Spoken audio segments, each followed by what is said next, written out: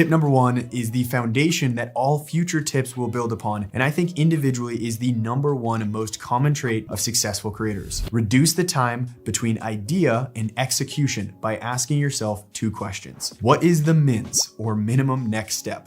And then, what's stopping me from doing this right now? Here's the theory. Creative projects are like a plane taking off. 25 to 40% of the fuel a plane needs to actually do a flight is used during the takeoff. Once the flight is in the air though, the amount of fuel it needs to keep going is significantly less. The amount of time most creators spend in the procrastination phase between idea and action is debilitating. Procrastination is typically a product of not knowing exactly what your next step should be. They know they want to create something like a YouTube video, but despite knowing the end goal, they end up procrastinating because they haven't asked themselves the most crucial first question. What is the minimum next step? For me, with a YouTube video, that's coming up with the rough title. Once we know our MINS, on to the next question. What's stopping me from coming up with this rough title idea right now? If I don't have a reasonable answer to that question, I have no choice but to start that right this second. Now, if I do have an answer to that question, like, oh, I need to finish this other project first, then the reasonable next step is to ask, okay, what's the minimum next step to finish that project that's stopping me from doing this thing? All you're doing is consistently working yourself backwards until you find out exactly what your next step on this path needs to be. Okay, so that is crucial to understand and start implementing as soon as possible. If you can reduce the amount of time it takes you to take action on every single thing that you do, it will change your life and allow you to get so much more done. Now, tip number 2 actually builds off this by helping you reduce the amount of time you spend in the morning deciding on what you need to do today. I call it the critical completion checklist, one of the simplest but most powerful routine elements on earth. Before I explain this though, if you're finding this content valuable, do me a favor and hit that subscribe button. We've got a ton of epic content planned, and this will make sure you don't miss it. Okay, so every night before finishing work and definitely before going to bed, I make sure I do one thing. I take out my notebook and I write down the 3 critical things I know I need to complete the following day. Doing this before you clock out for the day is key. This is when everything from the current day is still fresh in your mind. You know what you got done, what went well, and what didn't, and now you can synthesize all of that fresh data and write down the specific things you need to do tomorrow. Why this is so important has everything to do with the first tip. It's all about reducing the amount of time between idea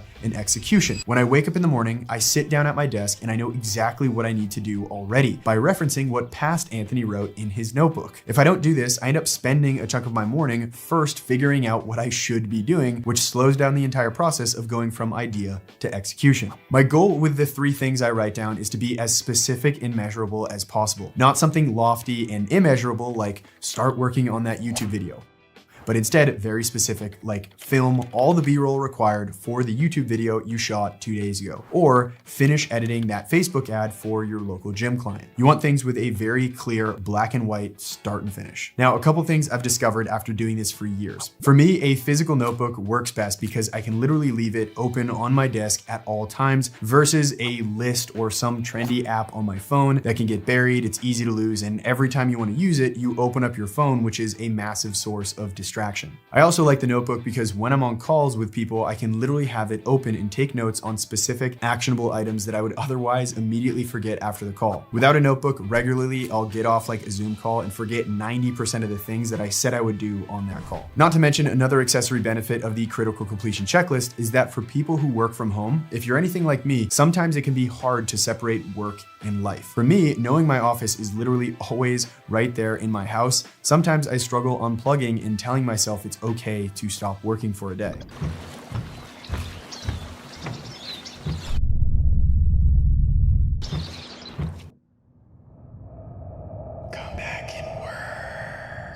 By defining my 3 critical things the night before, I'm essentially structuring my next day with a super black and white line. Once these 3 major things are done, you can check out. If that comes at 4 p.m., awesome, you're done early. If it takes until 10 p.m., tough cookies. Take that into account the next time you define your day and throw an unrealistic amount of project work on your plate. Or, this is a big or, maybe ask yourself why it's taking you so long to do the things you thought you'd be able to finish by 5 p.m. And that takes us back to the first tip in this video. Okay, moving on though. know. Up next, we've got a cliche tip, but stick around because I'll take it a step further. Eliminate unnecessary distractions, and I'll tell you the best way that I've done it. This tip honestly could have come first because it is fundamentally one of the first things you need to solve. You cannot succeed if you are constantly in an environment where distraction is inevitable. For me, without a doubt, Instagram and Facebook are the two major sources of distraction in my life. At a certain point, pretty much anytime I grabbed my phone for something, I had this automatic subconscious routine to check Instagram and Facebook, and I'm sure many can relate to this. One quick check of Facebook or Instagram can easily lead to 30 minutes, an hour, and that seriously piles up throughout the day. The first solution I came up with was to just leave my phone in another room while I was working. Although this did work, eventually it felt like too extreme of a solution. There are just too many times throughout the day where I actually need my phone for something. Then I use the built-in focus and screen time controls on my iPhone, which basically block the apps anytime I hit a certain amount of usage. But although good in theory, the focus controls really don't do much to stop you outside of reminding you how much time you spent on the app and give you a very easy to ignore warning. Finally, I found what is now one of my favorite apps on my phone. It's called Opal, and they have truly solved the distractionary nature of my phone. Opal allows you to set custom limits on apps, automatic schedules, and the process of trying to bypass a lock has just enough extra steps in it to where I literally have never cheated and turned off the limit for the sake of just needless scrolling. Every time I start the process of trying to bypass that block, I ask myself,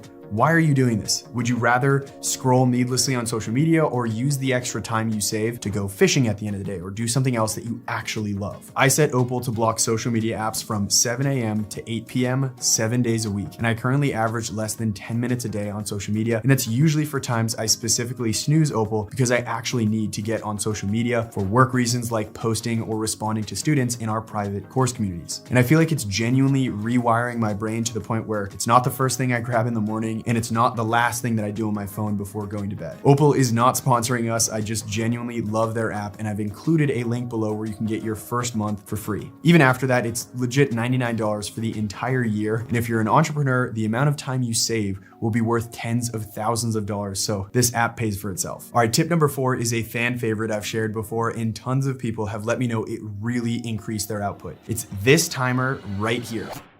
Each side has a different time on it, so based on the task I'm working on, I set the timer and work with deep, uninterrupted focus until the timer goes off. Specifically, this is building off something known as the Pomodoro technique, where you do timed segments of deep focus and then quick breaks. Scientifically, it's been proven to help people get much more done throughout their day, but I do modify things slightly to work the way that I work. Technically, Pomodoro is 25 minutes on and then 5 minutes off, but for me, I have certain tasks that really should take a lot more than 25 minutes and some that I know will take multiple hours. So realistically, I ask myself how long I think something should take me. Scripting out this YouTube video that you're watching, for example, I knew it would likely be a 3-hour-long process. So to stay accountable to myself, I knew I'd set the time to its max 1 hour length and then repeat the process 2 more times. At each hour, I can take a quick break, grab a coffee or a snack, and then repeat the process. When I have that timer on my desk clicking away, I'm always laser focused. It's almost like I'm competing with the timer, trying to prove that I can beat it to the finish line. And even better, when the timer is going, I have a rule where I cannot get sidetracked by another work distraction, like an email or a text from a coworker, checking on the views from a recent YouTube video we posted. All of the things that I normally do immediately when the thought comes into my brain, having the timer going is just enough of an accountability check to where I can easily say, hold off on responding, wait until the timer is done. Now on shorter tasks, it's also great for, again, staying accountable. Certain things like running payroll for our team, responding to emails in the morning when I wake up, doing a quick video edit for social media. If I think I can get it done in 15 minutes, again, I set the timer to hold myself accountable. You will learn so much about how you work when you're actually tracking the time it takes you to do these things. And if you want this timer, by the way, I've included a link for it in the description beneath this video. You can get it from Amazon. It's like super cheap. All right, tip number 5 is actually going to be the most specific tip for content creators of this entire list. But again, it builds off the same topic of reducing the time from idea to execution. Remove as much friction as you can from idea for a video to hitting the record button. In other words, systematize your filming setup as much as you can. If you look at my desk, I've always got a camera attached to a swivel arm. Sometimes I have 2 cameras. I have an external monitor on the same setup. The microphone is on its own desk stand. Even the light is attached to the wall, ready to go. I really like to have as few tripods on the ground as possible to reduce the clutter and keep the space ready to go on a moment's notice. I even have all the lights and the window shades in my office hooked up to Amazon Alexa, so all I need to say is, Alexa, initiate video mode. Okay.